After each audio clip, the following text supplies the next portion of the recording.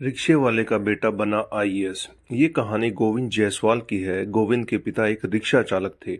बनारस की तंग गलियों में एक 12x8 के किराए के मकान में रहने वाला गोविंद का परिवार बड़ी मुश्किलों से अपना गुजारा कर पाता था।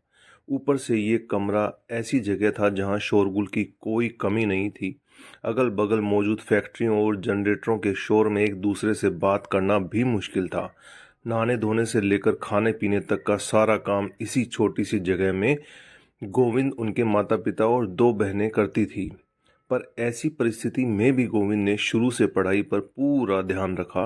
अपनी पढ़ाई और किताबों का खर्चा निकालने के लिए वो क्लास 8 से ही ट्यूशन पढ़ाने लगे। बचपन से एक अशिक्षित माहौल में रहने वाले गोविंद को पढ़ाई लिखाई करने पर लोगों के ताने सुनने पड़ते थे। चाहे तुम जितना पढ़ लो, चलाना तो रिक्शा ही है। पर गोविंद इन सब के बावजूद पढ़ाई में जुटे रहते।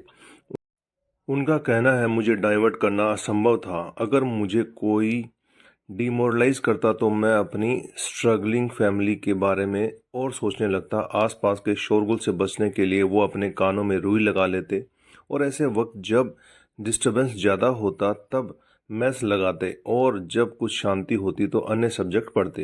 रात में पढ़ाई के लिए अक्सर उन्हें मोमबत्ती, ढेबरी इत्यादि का सहारा लेना पड़ता था, क्योंकि उनके इलाके में 12 से 14 घंटे बिजली कटौती रहती थी। चूँकि वो शुरू से स्कूल टॉपर रहे थे और साइंस सब्जेक्ट में काफ़ी तेज, इसीलिए क्लास 12 के बाद कई लोगों ने उन्हें इंजीनियरिंग करने की सलाह दी। उनके मन में भी एक बार यह विचार आया, लेकिन जब पता चला कि एप्लीकेशन फॉर्म की फ़ीस 500 रुपये है तो उन्होंने ये आइडिया ड्रॉप कर दिया और बीएचयू से अपनी ग्रेजुएशन करने लगे, जहाँ सिर्फ 10 रुपये की औपचारिक फ़ीस थी। गोविंद ने अपने आईएएस अफसर बनने के सपनों को साकार करने के लिए पढ़ाई कर रहे थे और फाइनल प्रिपरेशन के लिए दिल्ली चले गए। लेकिन उसी दौरान उनके पिता के पैरों में एक गहरा घाव हो गया और वो बेरोजगार हो गए।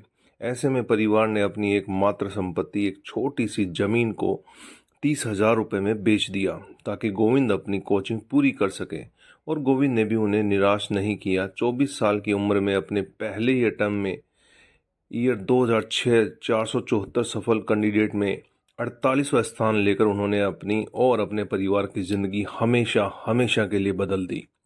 मैथ्स पर कमांड होने के बावजूद उन्होंने मेंस के लिए फिलॉसफी और हिस्ट्री चूज़ किया और प्रारंभ से उनका अध्ययन किया। उनका कहना है कि इस दुनिया में कोई भी सब्जेक्ट कठिन नहीं है, बस आपके अनादर उसे क्रैक करने की विल पावर होनी चाहिए। अंग्रेजी का अधिक ज्ञान न होने पर उनका कहना था, भाषा कोई परेशानी नहीं है, बस आत्मविश्वास की ज़रूरत है। मेरी हिंदी में पढ़ने और व्यक्त करने की क्षमता ने मुझे अचीवर बनाया।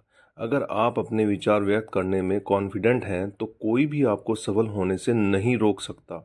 कोई भी भाषा इन्फीरियर या सुपीरियर नहीं होती, ये महज सोसाइटी द्वारा बनाया गया एक परसेप्शन है। भाषा सीखना कोई बड़ी बात नहीं है, खुद पर भरोसा रखो। पहले मैं सिर्फ हिंदी जानता था। आईएएस एकेडमी में मैंने इंग्लिश पर अपनी पकड़ मजबूत की। हमारी दुनिया हॉरिजॉन्टल है, ये तो लोगों का परसेप्शन है जो हमें वर्टिकल बनाता है और वो किसी को इन्फीरियर तो किसी को सुपीरियर बना देते हैं। गोविंद जी की यह सफलता दर्शाती है कि कितने ही अभाव क्यों ना हो, यदि दृढ़ संकल्प और कड़ी मेहनत से कोई अपने लक्ष्य प्राप्ति में जुट जाए तो उसे सफलता जरूर मिलती है। आज उन्हें आईएएस ऑफिसर बने 5 साल हो चुके हैं, पर उनके संघर्ष की कहानी हमेशा हमें प्रेरित करती रहेगी। तो दोस्तों, ये आपको कैसा लगा नीचे कमेंट करके बताइएगा। नए हैं तो चैनल को सब्सक्राइब कीजिएगा, शेयर कीजिए।